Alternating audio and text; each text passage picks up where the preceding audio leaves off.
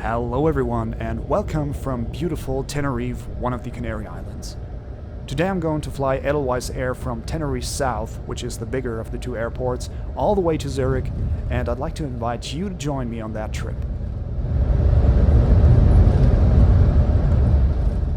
Tenerife offers a public transportation system which mainly consists of omnibuses, and one of them is driving directly from the main bus station of Santa Cruz, the capital of the island, all the way down to Tenerife South Airport. To pay for your ride, you can use a plastic card that you can top up, which is what I did, the official app, or by credit card when you hop on the bus. The terminal itself is not too big, so making your way towards security lane is not much of a challenge. At the same time, I gotta say I really like the architecture and the atmosphere. Tenerife South is the go-to airport for most airlines, legacy carriers, and low-cost airlines alike. One of them is Binter Canaria, which you can see one of their ATR planes of. It also operates loads of Embraer E-jets. It connects all the Canary Islands among each other. There's only a handful of airlines that fly from the other airport, Tenerife North, which is much closer to Santa Cruz. So if you want to stay in Santa Cruz, it is really worth checking out if one of those airlines that is connected to your place is actually flying to Tenerife North instead of Tenerife South. And here's our ride for today, an Edelweiss A320-200. This plane type is the backbone of Edelweiss Air's fleet. Edelweiss uses 14 of those, 13 look just like the one you can see right now, and one of them has a special livery plus sharklets instead of winglets. And all I can say is you will get a glimpse of what this plane looks like in this video as well. Edelweiss also operates 5 A340-300s, which I flew on my flight to Tenerife. Of course, if you want, you can check out my video on this flight as well. I'll leave a link down below the video. The boarding started with a slight delay. At the end, the flight was delayed for about half an hour, which I think is still somewhat manageable. The boarding itself was done in 2 groups, so priority boarding was taken care of.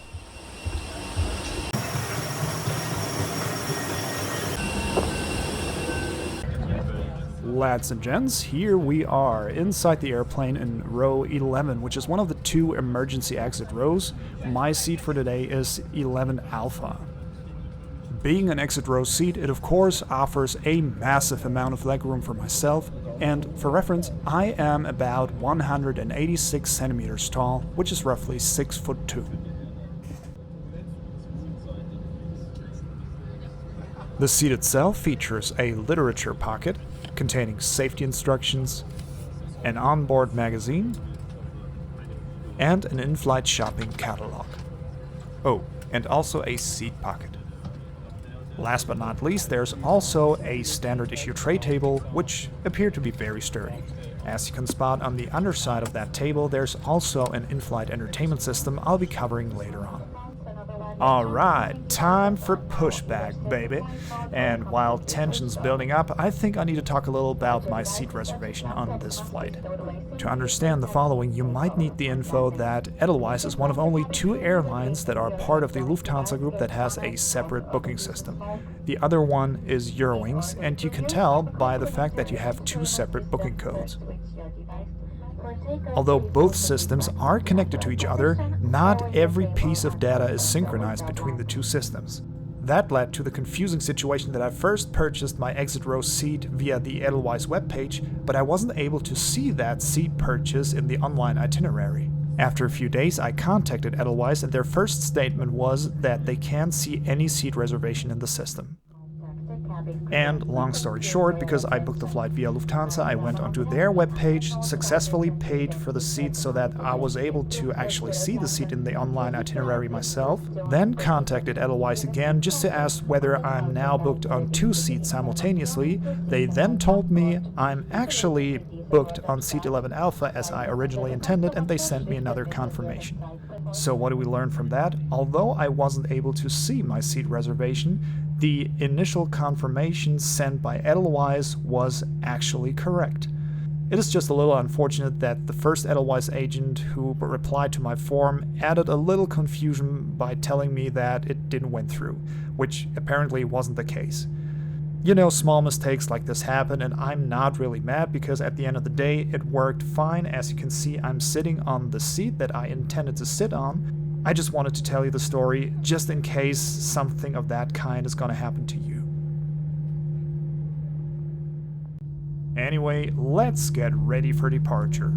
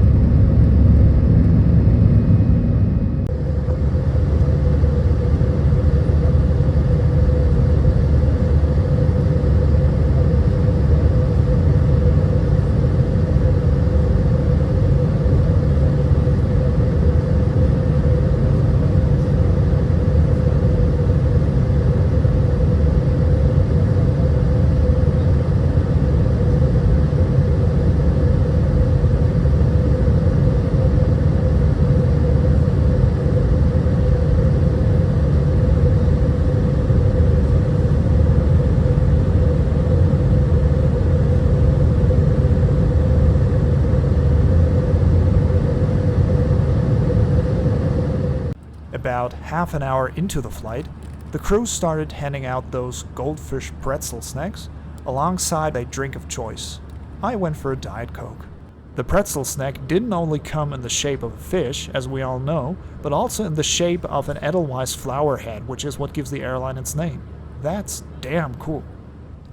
And, as promised, here is the in-flight entertainment system. This is what it looks like on all the single-aisle aircraft that don't have monitors installed into the seats. By the way, please forgive me that I forgot to set the menu to English. The overall selection is not too huge, as you can tell, but of course you have different categories like movies right here.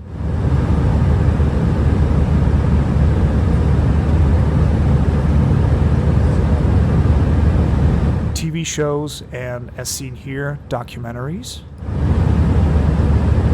And here I can show you the overall selection of watchable content all together. If you compare this to a proper long-haul entertainment system, it might seem a little disappointing, but at the end of the day, we're talking about a 4-hour flight. And we all know there's other airlines who fly the same route and don't offer anything like that. You also have the option Edelweiss services, but to me this is not that interesting because it is only a very compressed version of some info you can also find on the Edelweiss webpage. To me, it doesn't really serve a real purpose while being aboard. What is actually great is that we also have a flight show. It'll tell you different things like time until landing, remaining flight path,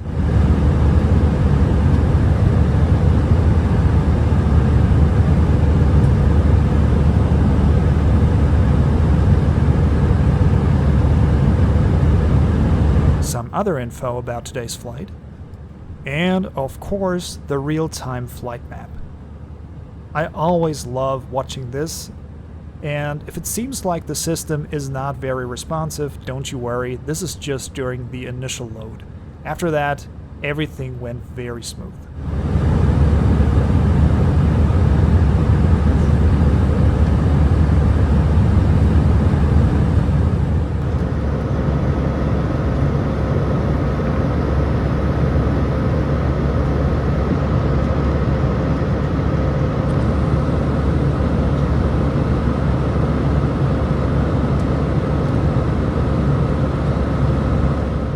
A little more than an hour into the flight, the main meal service began.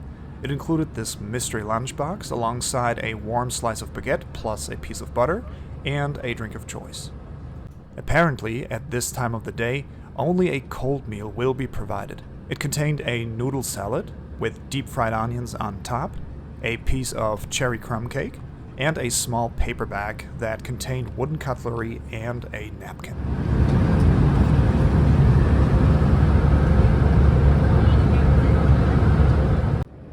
Almost exactly 2 hours prior to landing, we hit the Atlantic coast of Spain, which means we're back to European mainland again.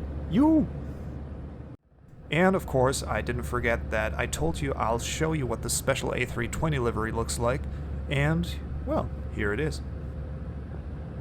A few minutes before landing, every passenger received one of those Edelweiss branded gingerbreads, which is interesting because with Lufthansa or Swiss, you usually get a piece of chocolate.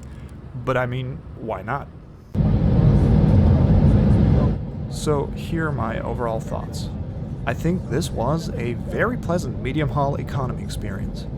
The seats were kind of standard, like what you expect on a medium-haul or short-haul economy flight in Europe. The crew was very professional, engaging, and friendly, so 10 out of 10 for them. The food was okay for this kind of flight during daytime. And, I gotta say, 15 euros for an exit row seat on a 4-hour flight is a really fair price. Well done, Edelweiss. If you're asking yourself, what did I pay for the ticket itself? Well, the thing is, I can only estimate because it was part of a round trip, plus, as an airline employee, I got a slight discount on the ticket price. But I'd estimate it's something in between 150 and 200 euros. And this also includes my follow-up flight to Berlin. Originally, I didn't want to make a review of this particular flight, but then I found a few things that I thought might be worth telling you. For instance, if you take a look at the seat map of this Swiss A321ceo, you might be wondering what the rows 10 and 11 look in real life. So I thought I'm going to show you exactly that. What the seat map doesn't tell you is that 10 Foxtrot is not really gone, it's just that it's a jump seat and not available for passengers. For people sitting on my seat, 11 Echo, it means I have a gigantic space to my right and literally 2 windows. The person on 12 Foxtrot has way more legroom, and that without being seated in an emergency exit row. What I also like about this plane is that it came with retractable monitors installed. Of course, they're a bit old and not too high quality, but at the end of the day, it's a guarantee for a really simple access to a real-time flight map. Unfortunately, this is a feature that you rarely come across single-aisle aircraft nowadays, unless you fly with an Airbus A320. The last thing I want to mention is something that I was negatively surprised about, because for some reason the crew didn't dim or even turn off the lights while landing, although this is based on a regulation that serves a really serious purpose. I simply hope this was an accident, because this was the very first time I've witnessed this. Anyway, thank you so much for watching, and hopefully see you again.